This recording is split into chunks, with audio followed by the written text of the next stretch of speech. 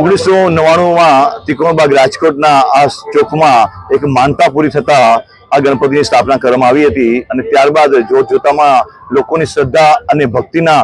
એક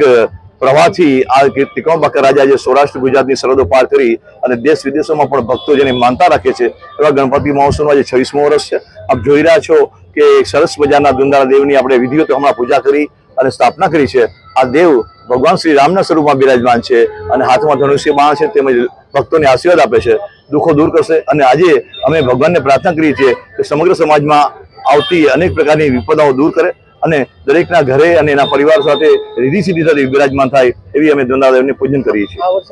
રાજકોટવાસીઓને અમે એ જ મેસેજ આપવા માંગીએ છીએ કે તમે પોતાની સાવચેતીપૂર્વક પોતાના પરિવાર સાથે આનંદથી જીવન જીવો, દુંદાળાદેવની આરાધના કરો અને સરકારી મિલકતનું ધ્યાન રાખો અને પોતાની સાવચેતી પોતે રાખવી જોઈએ। તેમજ આ જે અમે ગણપતિ મહોત્સવ કર્યું છે એમાં રોજ રાત્રે 8:15 વાગે મહાઆરતી હોય છે, રાત્રે 9 વાગે સાંસ્કૃતિક પ્રોગ્રામો હોય છે, તેમજ જનતાની સલામતી માટે પબ્લિક લાયબિલિટી માટે અમે લોકો આ વખતે 1,25 લાખ એટલે 1.25 કરોડનો વીમો પણ ઉતારેલો છે। આપ જોઈ રહ્યા છો કે ફાયરના સાધનો પણ અદ્યતનના ઉપયોગ કરેલ છે, એક્ઝિટ અને એન્ટ્રી ગેટ પણ અલગ છે અને અમે ભગવાનને પ્રાર્થના કરીએ છીએ કે અમારી પર એની જે કૃપા છે એ યથાવત રહે, રાજકોટ હંમેશા લીલુંછમ રહે અને સમગ્ર રાષ્ટ્રના દુઃખ દૂર થાય।